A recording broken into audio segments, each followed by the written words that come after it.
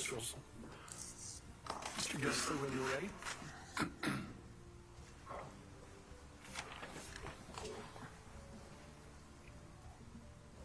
That was a very steady pour.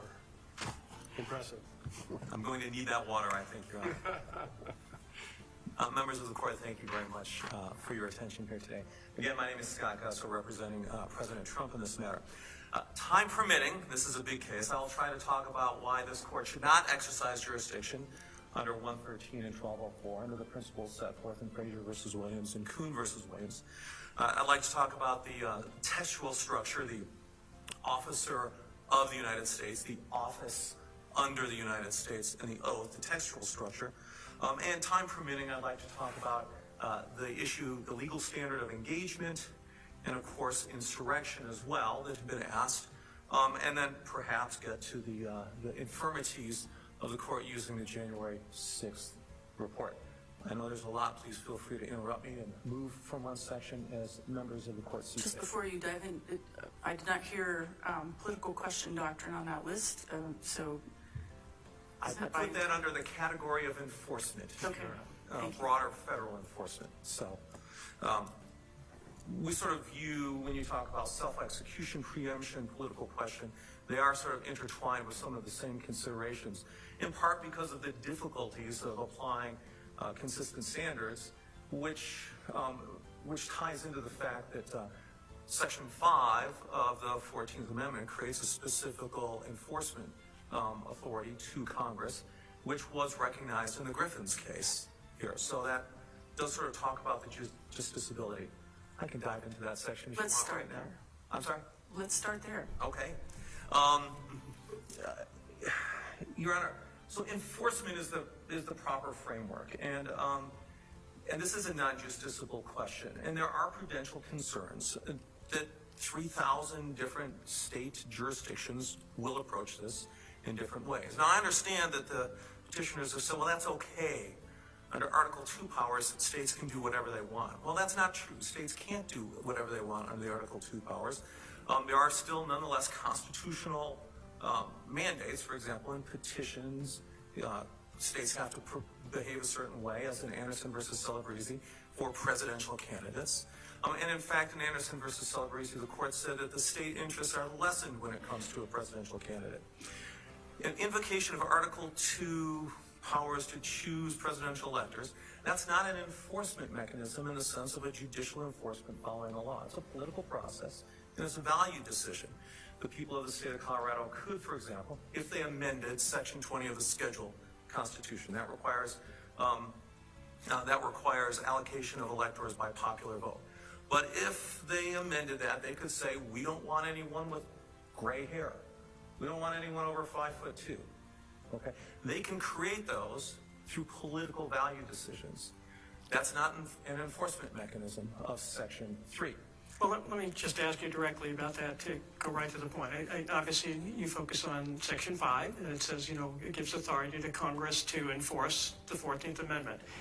It doesn't say exclusive authority, but my concern is this. If we have to rely on that as the enforcement mechanism and the 14th Amendment is not self-executing, then the Due Process Clause and the Equal Protection Clause are not self-executing.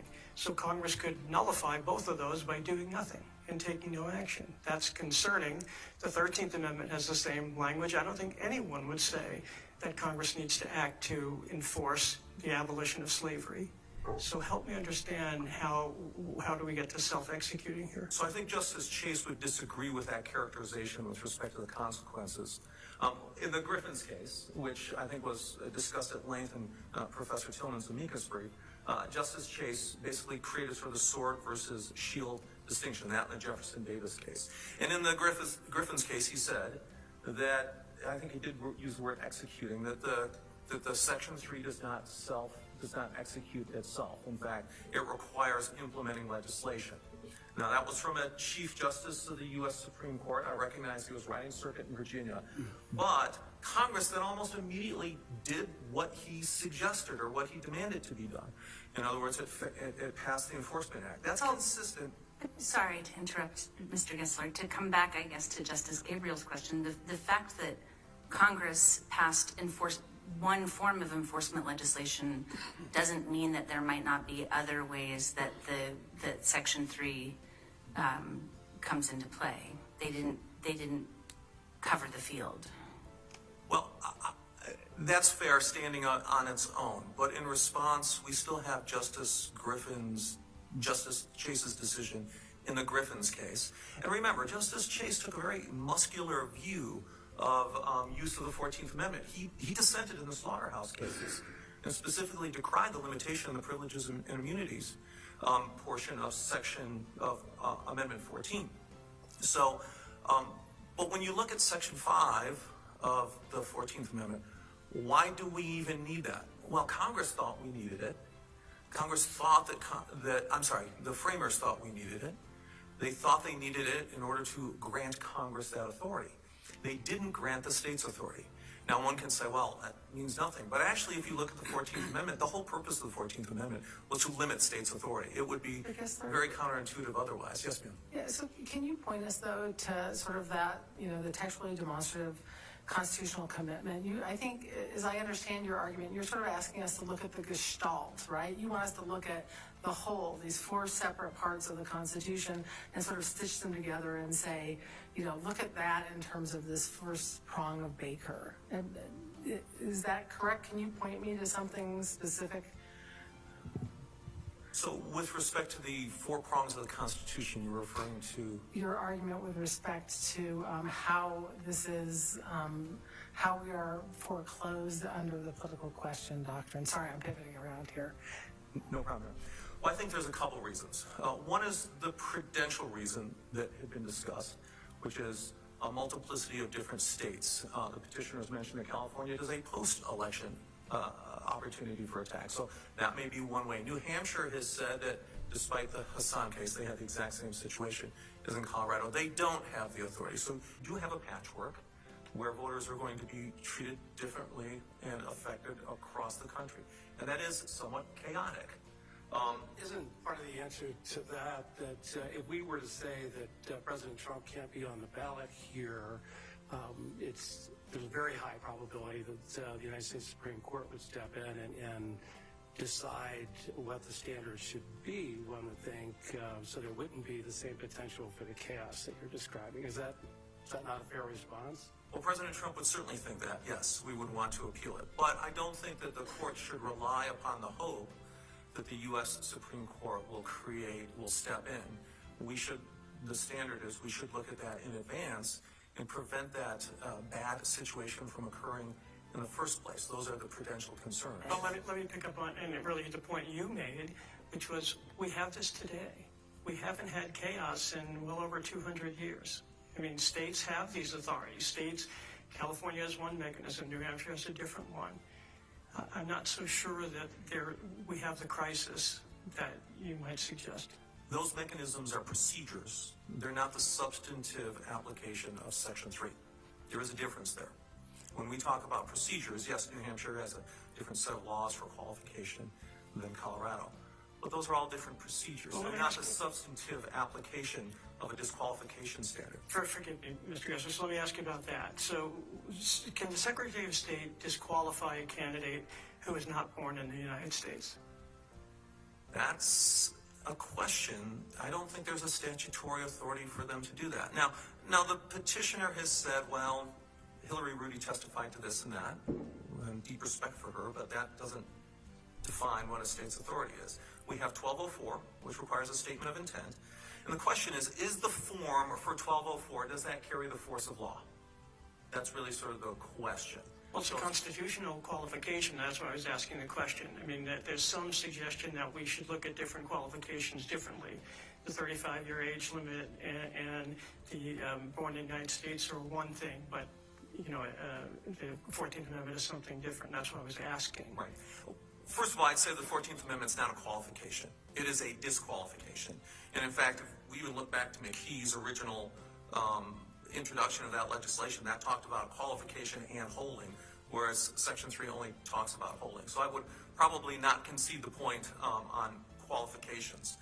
So actually, to that, and I know we're going back and forth between political question and I suppose the question of whether Section 3 is self-executing. But as you say, it's a disqualification. The only thing that the 14th Amendment says that Congress can do is remove the disqualification. Doesn't that suggest that the disqualification attaches independent of any act of Congress? Otherwise, they'd have nothing to remove. Did they have to say that Jefferson Davis met the definition of an insurrectionist under the 14th Amendment? I would disagree that Section 3, that last clause, can't be read in isolation from Section 5 enabling legislation. And the Section 3 congressional action is more akin to the powers of a presidential pardon. It's essentially a pardon mechanism. And I don't think one can draw the inference that forecloses or affects the substantive law that allows that disability to come into effect. You look quizzical, Your Honor. I am in fact quizzical. Go ahead. Yeah. Justice Gabriel, where are you going? Yeah. So you mentioned these prudential considerations, and let's avoid chaos. One of the counter arguments is that by failing to resolve this issue on the merits now, we create the potential for chaos in January of 2025, and so. There's much emphasis on this in the scholarly literature about how it may be better for us to try to resolve it sooner rather than leave the potential for a constitutional crisis after the next presidential election. What's your response to that? The response is not if we follow what I call the rule of democracy, what Attorney General Stanbury said in a couple instances, that when there's uncertainty, the disqualification doesn't apply. Ultimately, if the Republican Party chooses to take that risk, the Republican and unaffiliated voters in the state of Colorado choose to make that choice, that is their choice. It should not be foreclosed from this court. Well, what do we do about Timmons then? What do we do about Timmons, where the U.S. Supreme Court says there's no absolute right to put someone who's not qualified on the ballot? I would. And we're talking about a political party here. Right. And I agree that there aren't absolute rights. But there's certainly a minimum in ambiguity here. We don't think so on with respect to our approach. But the Timmons and Wisconsin ex rel Follett cases nonetheless stand for political party First Amendment rights. That even if state law, for example, in the Wisconsin case, even if state law mandates one thing on how to assign delegates, state party rules prevail. So your view is, then I would take it, that if either party wants to put on, we'll say, President Obama, or someone who's 20 years old, or Arnold Schwarzenegger, they have every right to do that. Conceivably, yes. Now, Wait, you say conceivably. What do you mean conceivably? Well, They or don't they? and I was about to go for it. Look, I mean, Hillary Rudy testified, and it's not unreasonable, her testimony, and she said, look, the secretary can be involved in using the form for the 3 Article 2 qualifications if it's an objective, knowable fact. So then if it's a fact question, the secretary can't. So if there's a question about whether the person was born in this, was or was not born in this country, the secretary can't act. But if it's objectively, nobody doubts it, then the secretary can. That's a tough standard. I agree. That was her testimony, and that was her escape valve when pressed on that issue. But what is your take then on 1204 and the ability of an elector to challenge, let's say, the Obama example, where the 22nd Amendment would prohibit him from serving because it limits a person from serving more than 2 terms as president. So let's say President Obama wants to be on the Democratic Party primary ticket, checks all the boxes, unlike Hassan, checks all the boxes, tenders the statement of intent. Can an elector challenge his qualification under 1204, and if not, why not? I would say no. First of all, from a broader constitutional preemption justiciability question, Article 2 doesn't quite face the same self-execution issues.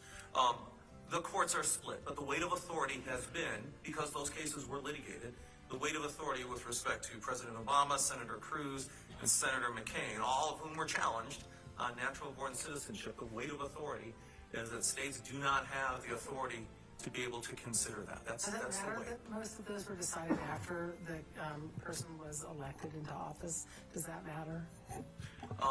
Not in that aspect, Your Honor. It does matter because we would submit, and we have said before, that this court should have never exercised jurisdiction because of the complexity of the issues, the truncated procedures, and the inappropriateness of the 113 in this instance. So I think that was more of a function of the time, and they weren't considered moot because they were capable of repetition.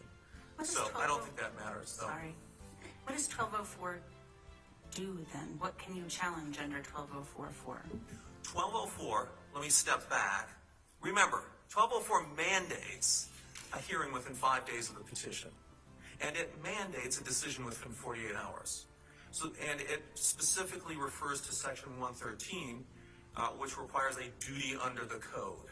So that, with that structure in mind, 1204, the very structure of 1204 contemplates a very limited proceeding.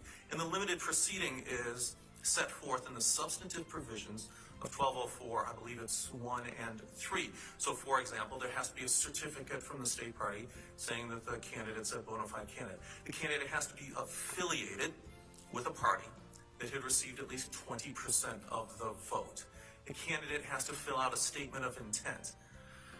Questions as to exactly what the content of that statement of intent is required. There's no rule or regulation that the Secretary has promulgated. It's merely a form which, according to Hillary Rudy's testimony, never went through the process. It was created by people within the office and reviewed by their legal counsel, and that was it. But those are very limited requirements. And under 113, there is not a duty. So to the question, if I may use that to transition a little bit to the 113 jurisdictional issues, could the Secretary of State simply said, I hereby make the determination, I think it's an obvious knowable fact, as she has said on TV, it's an obvious knowable fact, President Trump engaged in insurrection, therefore I keep him off the ballot. Let's say she said that. Does she have the authority to do that? I think the answer is no. She admitted she doesn't have the explicit authority to do it. So I think the court correctly recognized it. I apologize, Mr. Gessner. I guess I just keep wondering, well, then what are we supposed to do, right? So there has to be some mechanism for review, doesn't there? And under your interpretation of things, is there really any? To the extent, the way this would work would be the way Frazier suggested. No, I didn't disagree. I didn't agree with Frazier, and I don't think you did either, Justice Gabriel. But I think this case proves the correctness of Frazier, although I hate to admit it after 20 years of litigating this very issue. What the person would need to do would be file a declaratory judgment action outside of 113 to enforce the 14th Amendment. Would the DEC action be in federal court where there's a likelihood that the person wouldn't have Article 3 standing? Funny you ask that. Yeah. Because it was brought in this very case. Oh. Remember, there were 2 counts in the petition. Right. One was a 113/1204, and the other was a DEC action. We removed it, snap removal to federal court. The petitioner said, no, you can't do that because we have no concrete or particularized basis. So it has to be in state court. There's no federal jurisdiction. So it gets bounced back to state court. Then what we do is we say, well, you don't get the DEC action either because those are the same standards Colorado follows. After which the petitioners say, well, you're wrong, but we're still going to remove it in order to streamline the proceedings, which weren't streamlined because we litigated the entire constitutional issue nonetheless. But the DEC action would be the proper approach. The DEC action would be the proper approach, and they would be required to meet the standing requirements, as other litigants have across the country, and these other issues in a, at most, preliminary injunction context, but also affording time to properly litigate them. I guess what I'm looking for ultimately is a meaningful opportunity for review, and that doesn't seem like one, at least in maybe the history of this case demonstrates as much. So are we just stuck, I guess is the question? No, I would say it's completely a meaningful opportunity to review. And look at Kuhn, okay, Kuhn versus Williams. If you remember, that was a residency issue. This court bounced to there were 2 issues brought. One was a constitutional saying that the residency requirements are unconstitutional. This court bounced it, saying you can't bring a constitutional claim. Appropriate under Frazier. So what did the petitioners do? They immediately went to federal court. In that case, and Judge Blackmun in federal court said, you're right, they're unconstitutional. So there was adequate time for review of that constitutional issue in federal court. That was done under a preliminary injunction context, so they required a heightened standard of review. But that procedure has worked and worked fine. Let me ask you, Mr. Custer, you rely a lot on Kuhn and Frazier. Do you not see those as distinguishable from this case? In those cases, there was a 113 action, and there was a 1983 proceeding challenging the constitutionality of the residence requirement. That was a separate claim, not within the 113. Isn't that different than here? You say here the 113 action was a constitutional claim. Do you not see those as different? No, I don't think this was an independent claim as well. Look, I mean, this was dressed up as a 113 and a 1204 action. But let me push back on you a little bit, if I may. So if there was a 113 challenging the qualification of, whether you're a citizen born in this country or whether you're 35, I think you'd say that fits within 113. So if this is, and I understand you disagree that this is a qualification here, but let's say hypothetically we disagreed, that would fit within 113. I think the other side would say this was an issue about whether President Trump was qualified. I think you'd have to look at the nature of the litigation itself. Okay? So I would use 2 or 3 different frameworks. Let's put the shoe on the other foot. Secretary rejects in an administrative basis. President Trump then has to sue. What do we sue under? We would sue under the 14th Amendment, and we would sue under the First Amendment, the Brandenburg Standard, saying he didn't engage in anything that incited violence. I'm sure the Secretary, properly so under Frazier, would say, no, you're challenging governmental action. You're challenging my action. Under the Constitution, you can't do that under the Election Code. You have to do it in a declaratory judgment action. Now, here it's reversed, but it's the same concept. Why wouldn't you therefore bring it under 113? I guess, why would you start with a losing argument? I'm confused by that. There are lots of kinds of actions where the primary thing that's litigated isn't the underlying basis for the suit. I think about any kind of malpractice case. The vast majority of a malpractice case might actually be the underlying claim, like a legal malpractice case, the claim that was lost. But it's still a legal malpractice case. It's just that you spend most of your time talking about whether you lost the claim that you could have had. So the fact that a lot of ink was spilled and words were spilled on the Constitution doesn't make it a constitutional claim. The mere fact, I would agree with that. However, I think this differs, that this was in fact a constitutional claim. This whole thing is about constitutional litigation. Look, the court recognized there's not a duty for the Secretary of State to investigate or consider disqualification under the 14th Amendment. The Secretary of State herself explicitly said there's no explicit And I don't think authority. they're arguing that in the duty part of the language. I think I understand them to be saying if the Secretary were to put President Trump's name on the primary ballot, that would be a wrongful act because the former president, is not qualified to be on the primary ballot. So it's not an argument of dereliction of duty, it's an argument about a wrongful act. And under Kuhn, they're arguing we can look at other evidence that she might not look at. I think Frazier answers the other wrongful act and rejected that expansive interpretation. And specifically, Frazier said the problem with that is that there's no limiting principle. I say that because I made that argument, and it did not succeed. And I will be honest, I think it's proper looking, because in large part the Secretary of State said these expedited proceedings are wholly inappropriate for something beyond the election code because of the complexity of them and the incompatibility with this. And this is exactly, I think, what happened in this case, where we were denied all discovery, no initial disclosures, no opportunities for depositions, a limited time frame of 6 weeks to prepare our case from nuts to bolts to contend with 400 conclusions within the January 6th report, which became 100, which ultimately became 31. So there were a lot of infirmities in these procedures, and that was first and foremost, I would submit, in the Frazier Court's mind. Justice Gabriel, in his dissent, said, well, that can be and should be resolved with respect to a management order, a case management order in the trial court below. I think that optimism was probably misplaced, as proven by this particular case. So this was, in fact, in substance and in consequence, constitutional litigation. This was not a duty under the election code, which is what 113 requires.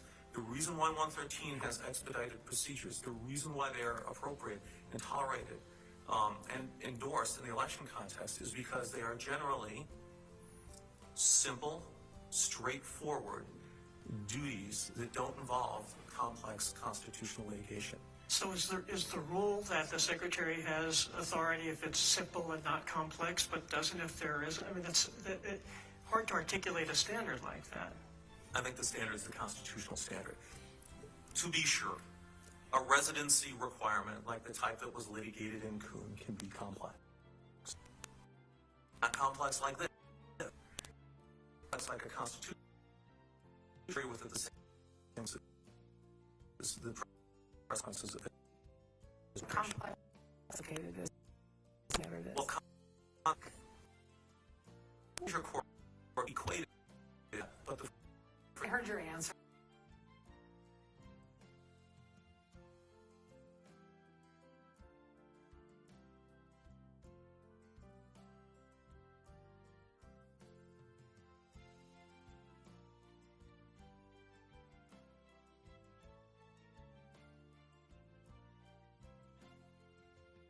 I'm sorry to interrupt before you go into the second, but the framers took a whole lot of the fact that the electors are going to protect insurrectionist former President Jefferson Davis.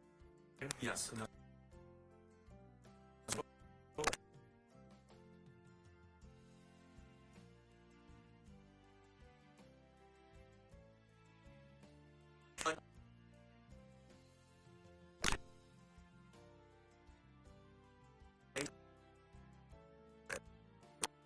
100 years. It wasn't 100 years until a Southerner got elected. Now, I'm not saying Jimmy Carter was an insurrectionist by any means, but before you even had a Southerner elected. So not only was it not absurd, but their framework and approach was successful. It was very successful. And when you look at the actual language, look, if you look at the structure of the text, it is harmonious. It was very carefully drafted, and every indicator points towards excluding the presidency and the president. Officer of the United States is used in 4 different contexts of the United States Constitution, every one of them which excludes, properly viewed, the president. The appointment clause, of course, there's been a lot of discussion on. And so fair enough. So what is it does also refer to repeatedly the office of the president and the like. Office under the United States, officer of the United States. But when it talks about the president, Yes, it sir. describes that as an office. Correct. So the president is an officer. What is the president an officer of? So the if I can find my notes quick enough, the analysis that has been found is that the president is an officer of, to the extent we have that concept of the Constitution. So an office under the United States is one created by the United States government. An officer of the United States is one that serves the United States government. And there is precedent that says, look, senators, representatives, and the president, they are the government. That's sort of the analysis, the distinction. And look, opposing counsel pointed to the emoluments clause as absurd. How could you possibly believe a president would not be part of the emoluments clause? Well, I would suggest you walk into Mount Vernon, and you will see above the fireplace a full-length portrait of King Louis the 16th that was given to George Washington by the French government. And no one batted an eye. It was never viewed as a violation of the emoluments clause because no one thought that it applied to George Washington. There's also the key to the Bastille that was given by a representative of the French government. We've got enough on our hands without emoluments, right? So, But I wanted to point out that the structural point, that it's all consistent with the president not being part. let me just harken back to something that was said by opposing counsel, and that is, maybe we shouldn't be so quick to attribute significance to what the framers did with Article 2, Article 6, given that we're talking about framing and ratification that occurred during the Restoration. So maybe it's part of the puzzle, but is it really all that illuminating when we're talking about 80 years difference? And shouldn't we be looking to other sources given that amount of time? I think it's very illuminating, Your Honor. I mean, the The one thing I think everyone would agree on would be that the framers of the original Constitution, like the drafters of the 14th Amendment, spent lots of time thinking a lot of deep thoughts about the exact language that should be used. And I think we should all assume that those words were chosen with care. And the words in Section 3, in multiple ways, mimic the exact language of the underlying Constitution. Officer of the United States. They use that phrase exactly. They use office under the United States. They don't use officer under the United States. No one ever uses that language. There's office under the United States, officer of the United States. The oath. So here's an important point I would make. Petitioners say, well, they're synonymous. Doesn't matter. They really sort of include the same. But if you think about what actually happened with the framers, they have before them a United States Constitution, the original Constitution. The drafters of the 14th Amendment. And there are two oaths. One that clearly applies to the president, and one that clearly applies to appointed officers. Although, as Justice Marcus pointed out, there's no language under Article 6. It just says swear an oath. An oath. There is language. The language says to support. Now, people interpret it differently, but that's the language of the Constitution. And my point is this. The drafters of the 14th Amendment said, what oath am I going to choose? They chose the Article 6 oath. Remember, they had before them choices. They could choose the Article 6 oath. They could choose the Article 6 and the Article 2 oath. They could choose neither oaths. Or they could choose both of them. They chose one and one only. The one that did not include, The one that covered everybody. I think that's also, it seems to make no sense to me. I'm going to circle back to the absurdity argument that if the purpose of Section 3 was to punish oath breakers, that you would set up a provision that punishes those who break the lesser oath, but exempts persons who break the arguably more serious oath to preserve, protect, and defend. What is the rationale for that type of exclusion? is it a lesser oath versus a more stringent oath? I think that's a presumption we're making that may or may not be warranted because there's not much case law defining the two. So can you make the argument that an oath to support is stronger than an oath to preserve, protect, and defend the Yes. Constitution? Preserve, protect, and defend are specific words, specific actions. Support is a general category and far broader. Support can mean all kinds of things. As Like shown. preserve, protect, and defend. It can mean that, but it can mean other things. Or it could be viewed as narrower. The preserve, protect, and defend are very strong charges, and support is to help those who preserve and protect. And so the logical consequence of that, though, is that the president doesn't have a duty to support. I mean, that's your argument, right? Now, my argument is this. My argument is that the drafters chose specific, and the language they chose was language that the underlying United States Constitution treated as separate things. We can argue about whether the underlying Constitution should have treated them as separate things. We can argue about whether functionally they should or should not be separate things. I think But the you're- drafters of the we're 14th asking Amendment you made a about- choice. I think that what we're asking about is the meaning, and what you're arguing about is the meaning. And what I hear you saying is support is a lesser standard. No, what I'm saying is this. I'm saying the meaning is that the drafters chose to exclude the United States, the presidency, by using specific language. I'm sorry, the president, the officer of the United States. My point is, the drafters made a choice to exclude. Why? By choosing the support oath language, which mimics exactly Article 6, which applies to appointed officers, and they did not choose the Article 2, which applies to the president. And I guess I read a lot of briefing over the last couple of weeks. I saw no rational reason for that type of an exclusion. The historical record is devoid of that discussion. We can make it up here. We can come up with ideas. We have a lot of historical evidence to the contrary, suggesting that everybody thought that it did include Jefferson Davis. I would suggest that there's a real paucity of evidence. When you actually analyze the citations made by the petitioners, it comes down to roughly one or maybe two newspaper articles during the entire ratification debates. I would not concede that point, Your Honor. I do not. Can you come up with a rational basis for excluding either the office of the presidency or someone who swore an oath as a president I think from the Section 3 disqualification? the answer is yes. And I think the drafters, they rejected McKee's draft. They removed the presidency, the president, and they added presidential electors in. And I that was the understand the mechanism. textual argument. I'm trying to understand the basis, the rationale. Why? I think that is the rational argument. The rationale, not the rational. With an E, rationale. I think that is the rationale, Your Honor. I just do. I think that's what we need to accept, is that the framers, the drafters of Section 14 made those choices in that era, and it's not absurd because it worked. So the choice you're saying is that they chose to include the electors instead of the president? Yes.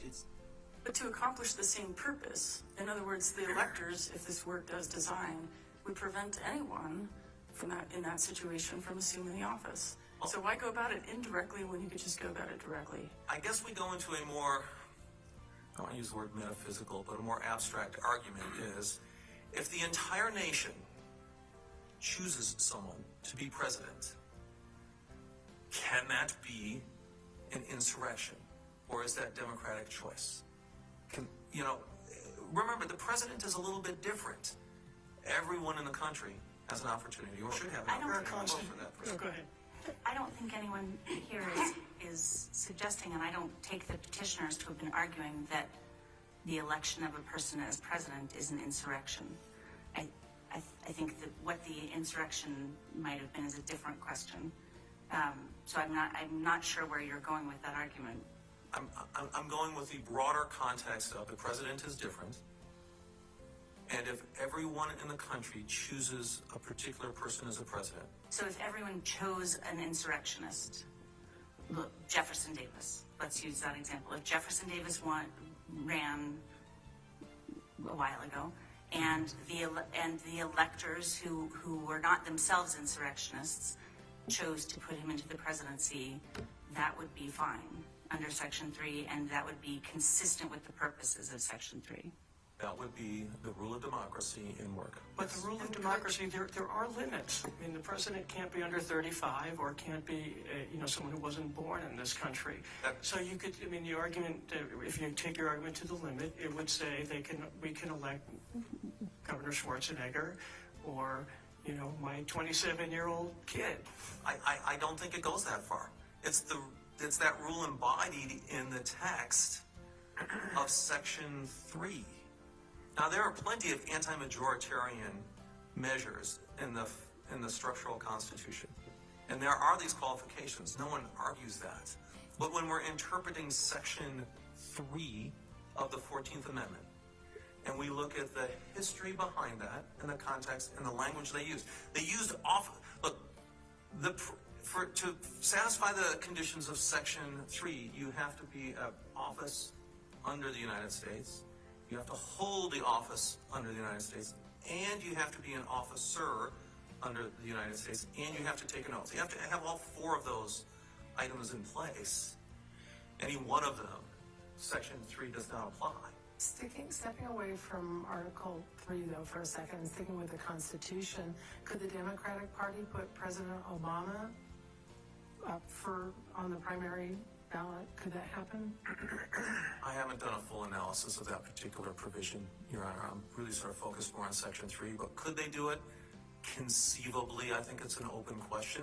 If you look at the political question analysis of the Article 2 courts, the weight of authority was that states could not prevent that. If I understand your democratic process argument, that would seem to be the logical conclusion. I'm just trying to make sure I understand the breadth.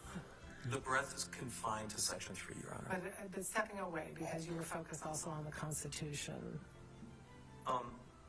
Look, I'm focused on the structural Constitution to look at the language. Officer of the United States is used 4 times in the structural Constitution.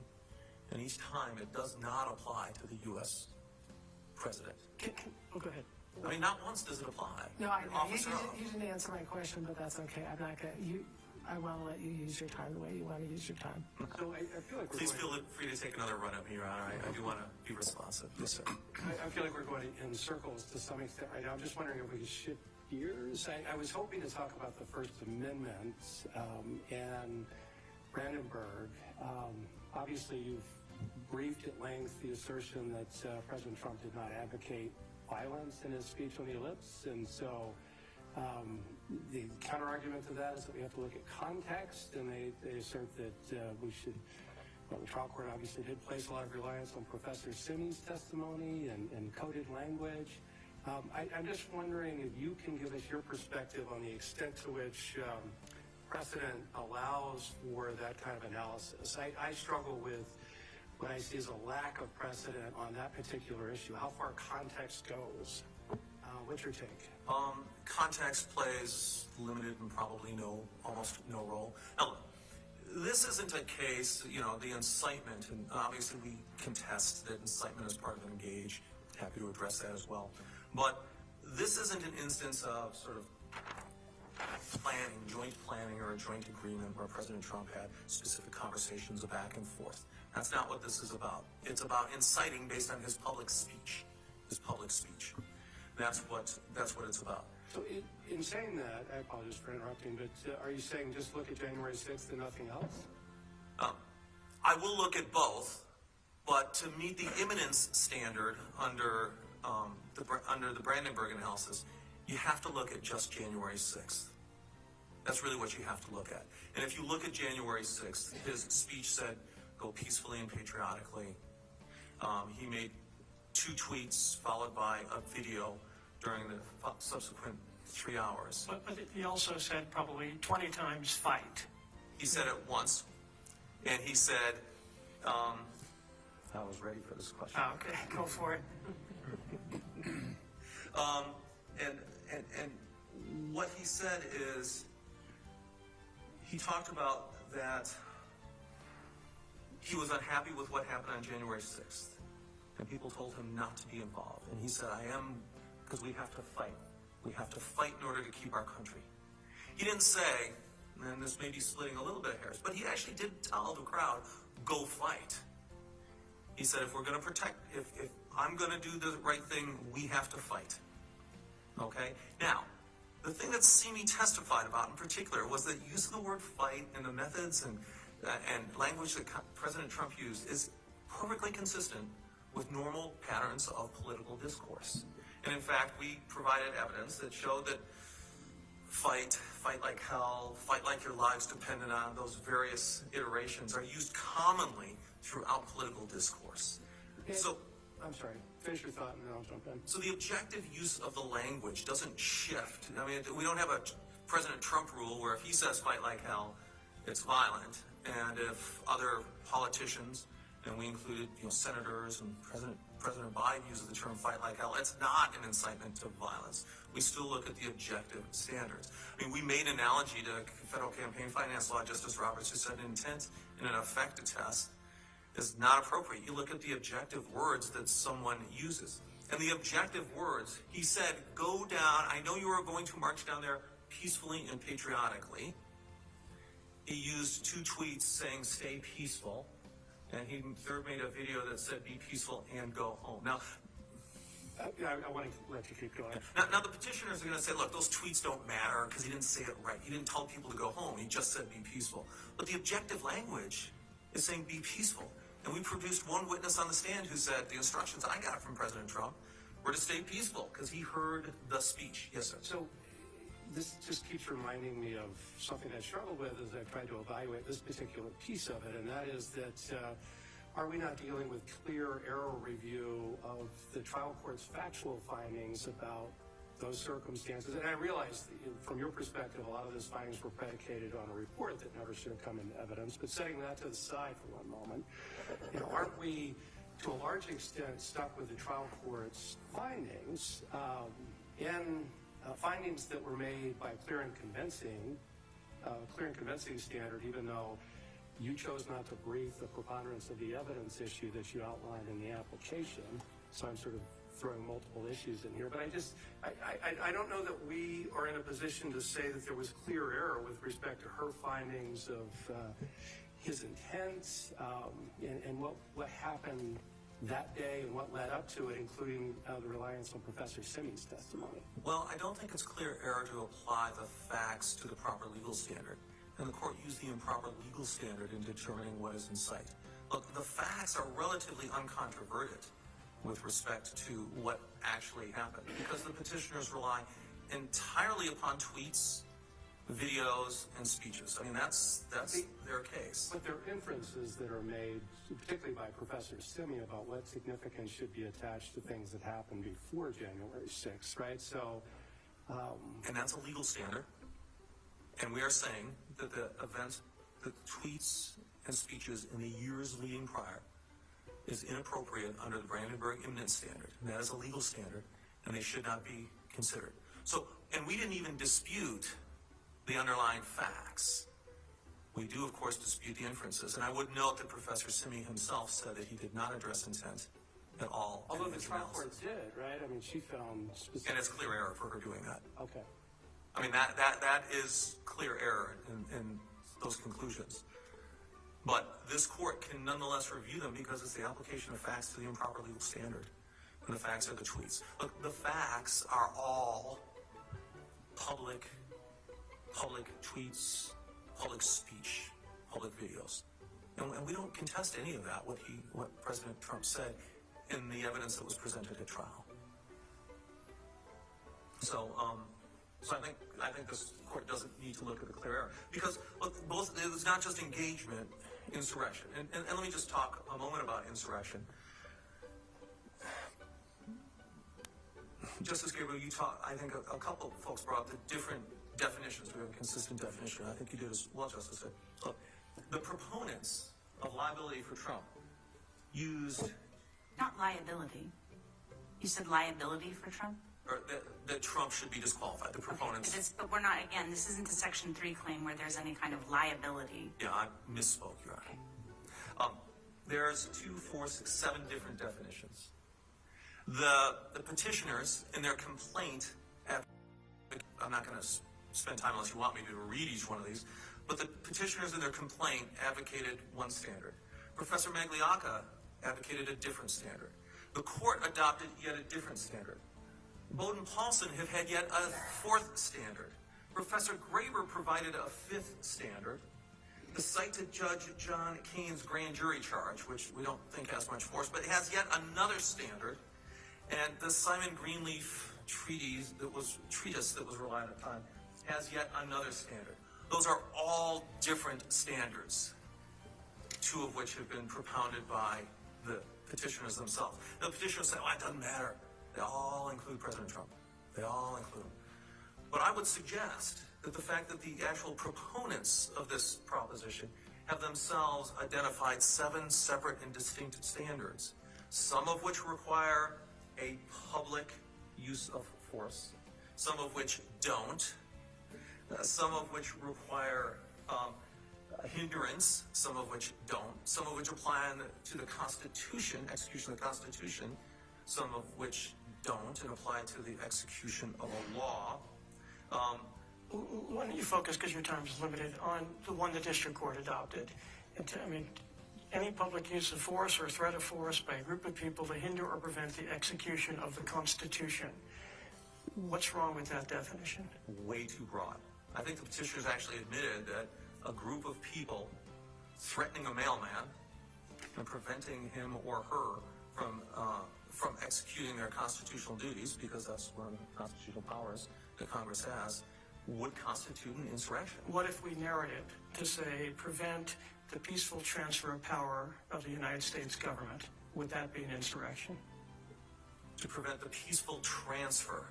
I don't think so, and I'm not sure, Your Honor. Look, if you look at historically in the context of how insurrection was used, it has to be for a substantial duration, not 3 hours. There has to be some geographical scope. There has to be a goal of nullifying all governmental authority in an area. I guess I'm not sure where you said it has to be, where the temporal provision, where's all that coming from? In Webster's Third New International Dictionary defines it as an act or instance of revolting against civil authority. or against an established government. So you've added a whole lot of conditions there. I'm not sure where I they have. came from. I would urge you, I think probably the best exposition of that was the state attorney general's briefs and the authority that they provided. Okay, but I think also if you look at sort of the historical record. Now you're going to tell me, Mr. Gesser, you're making it up. And I'm going to say, well, so did the judge. And I'll say, we're all sort of making it up at the end of the day. Well, Yes. I just want to jump in on this point of how I don't know that we have to come up with a test that's going to necessarily address all circumstances. I guess the question, at least as to insurrection, setting apart whether President Trump engaged in insurrection, but as to insurrection, why isn't it enough that a violent mob breached the Capitol when Congress was performing a core constitutional function? In some ways, that seems like a poster child for insurrection. Why is that not true? Well, I think what you're sort of saying is the famous quote. I don't know a definition of it, but I know it when I see it. That we don't have a workable standard. What we think in this instance, it doesn't feel good, and it just seems. Well, it's more than it doesn't feel good. For purposes of this case, what we need to do is figure out whether what happened on January 6th, one of the things we need to do is figure out whether what happened on January 6th constituted an insurrection. We don't need to come up with a definition for all times and all circumstances. And I think most common sense thinking folk would look at it and say, you have sedition at one end of the spectrum, and you have levying war is a term that you've used, civil war maybe at the other end, but in between we have these things, insurrection, rebellion. I think we'd agree that insurrection is typically something less than rebellion. And I would agree with that in the case, and some of the authorities support it, but it's more than a riot. It's more than a 3-hour riot on one building. Was that just a riot on January 6th? I only think it properly characterized that way and not as insurrection. And remember, look, the Constitution, Section 3 says engage in insurrection. It doesn't say in an insurrection. What's the significance of that? I think that it indicates sort of a broader process rather than a singular, limited in scope event. And if you look at the Civil War, that was a broad four-year That was activity. actually more than an insurrection, wasn't it? I mean, the Civil War. Yes. I believe levying war was insurrection is getting at something less than a war. Likely, yes. Now, there are lots of instances in the ratification debates and the framing debates, and I think the AG's pointed this out in their memo, that insurrection, rebellion, war, treason are oftentimes used interchangeably by the drafters. And in fact, you look at some of the authorities here, the petitioner's side, they'll shift from insurrection in some instances and draw examples from treason or rebellion. So they are used very interchangeably. So we would argue that sort of on the scale of violence and duration and scope and organization, the events of January 6th were more like a riot and far less than a rebellion. And insurrection is far closer to rebellion than it is riot. How would you define insurrection? Part of my whole thesis is that we can't define it, and that's in part why this is a non-justiciable question. But to the extent you push me, which you are, I would say it requires at least multiple considerations that go beyond what we had here. I think the duration has to be longer than 3 hours. I think the geographical scope has to be broader than one building. And you say, well, that was the U.S. Capitol. True. It wasn't the Pentagon. It wasn't. It was a singular node. The goal wasn't to nullify governmental authority and set up an alternative government. The goal, if one assumes the predicate that President Trump directed the crowd, which we reject, to get Mike Pence, Vice President Pence, to delay the certification. That's not nullification. And I understand it's violent, and I understand it's bad, but we, as I would submit, as lawyers in this process, need to distinguish those gradations because they have meaning. And what I would say is the goals were not as broad as something like the Shays Rebellion or Whiskey Rebellion. The organization, there was very little evidence of a robust command and control structure and that level of organization. The use of force did not involve arms, certainly not the level of arms necessary to overcome. Let me just jump in there, Mr. And it Chairman. wasn't capable of being rebellion. Yes, sir.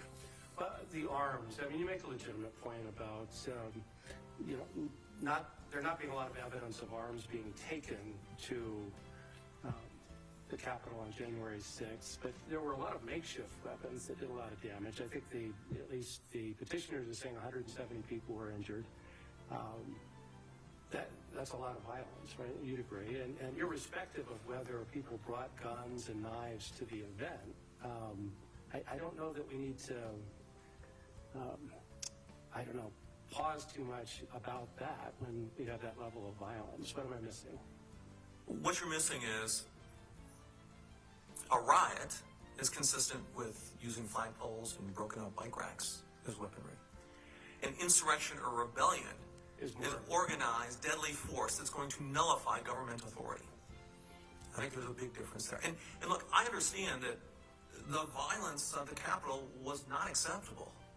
But I do think that it is our job to apply legal standards and understand the gradations involved and whether or not this truly rises to the level of insurrection. Well, why don't you talk about engagement? You've only got 3 minutes and 40 seconds, so, and I'll just ask you a question to help move this along, hopefully. My concern, I guess, would be, I understand what the argument you make. Engage doesn't mean incite. Those are different things. A leader of an insurrection usually is not involved, or frequently is not involved in the hand-to-hand fighting. They direct it, they organize it, and then they stand back and they watch it. That would be engagement, I would think, if you had an actual insurrection. So help me understand what engage means. Well, I think that does. And what that requires is sort of a two-way conversation. Hey, you, sergeant or lieutenant, I'm the general. I'm going to do this, you're going to do that. That's different than public speeches. Now look, I mean, if there were a public speech and someone said, and made an agreement with the other side and say, when I say during my public speech the eagle has landed, then we take action. I would submit that that's engage. But that's a much different instance than incite here. Incite is to sort of arouse these emotions only through public speech. It's a one-way conversation. So if a leader did a more direct, I want you, and let's make this hypothetical. A leader said, President, I want you to go to the Capitol and I want you to take it over and I want you to ensure that they do not go forward on the Electoral College and use violence if need be. That would be engagement even if the leader doesn't go with them? Very likely, yes. Okay. Very likely, yes.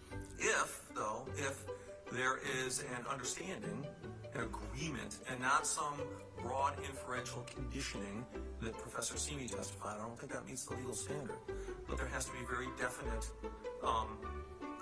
sort of meeting of the minds that that's in fact going to happen for it to be engagement. Now, it could still be incitement because it's a direct call for violence, which did not happen here. But there is a difference between the two. They do describe. And I would point out that Congress has treated it as distinct. You know, you look at the Second Confiscation Act in 18 U.S.C. 2383, it says whoever incites, sets on foot, assists, or engages in any rebellion or insurrection. So they treat it as differently. And by the way, if I may say, at the end they say, incitement, sets on foot, assists, they shall be incapable of holding any office under the United States, which indicates that the presidency cannot be barred by mere statutes of Congress. So there's that language, under the United States again. Consistent usage and pattern of that. Let me just sort of end up in my, wrap up in the last minute here. This was constitutional litigation. Had the shoe been on the other foot, had the Secretary taken action, and President Trump would have been required to file a lawsuit, that would be constitutional litigation as well. And all of the dangers and infirmities that Frazier warned about, that Kuhn recognized, that happened here. This was an inappropriate forum for this. It should have been a declaratory judgment action. They could have fought out the standing issues, and we would have done that appropriately. And that's a pattern that has been followed in Colorado in the past. With that said, if you look at the text and the direct textual application of Section 3, it doesn't mention the president. And every structural piece that we've discussed, the natural and comfortable meaning points towards the president's exclusion. That fits in with the broader fact that it's not enforceable by state courts against a federal official. The court should not have engaged engaged in insurrection. Certainly the January 6th report was deficient. We ask this court affirm the district court below, but also strike the dicta from the decision as beyond that court's jurisdiction. Thank you very much. Thank you, Mr. Kessler. Mr. Olson, you got about 3 minutes, 46 seconds.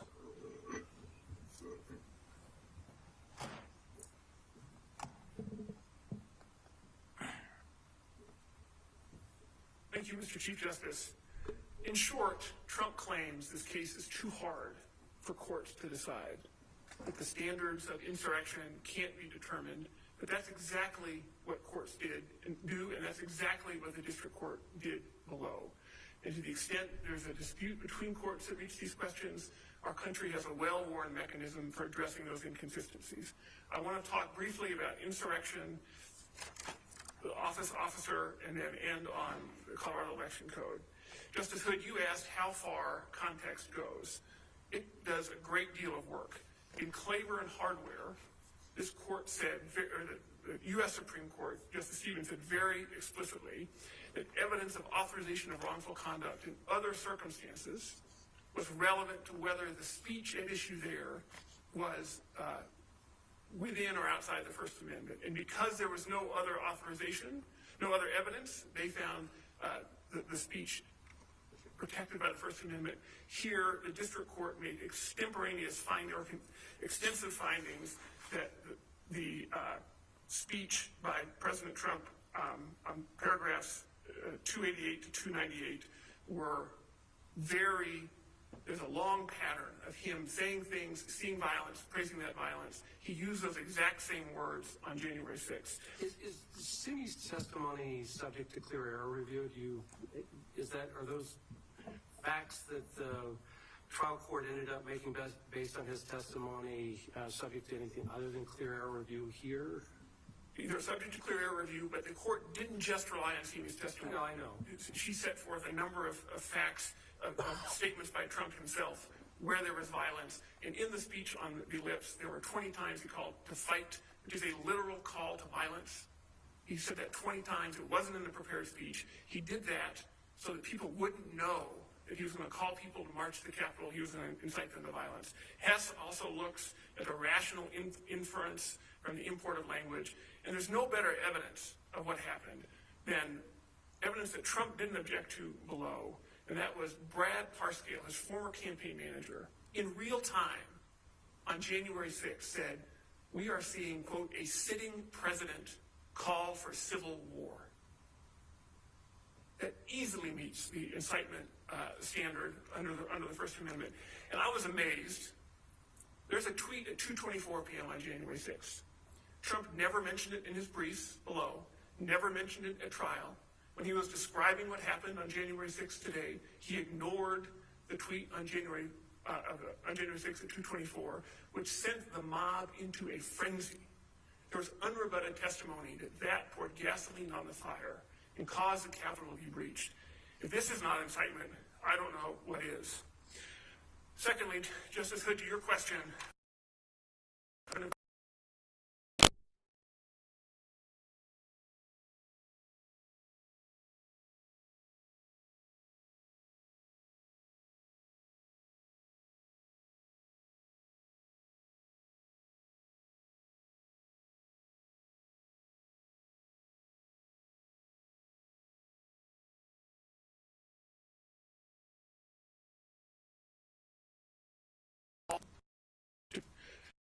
him on the ballot certification is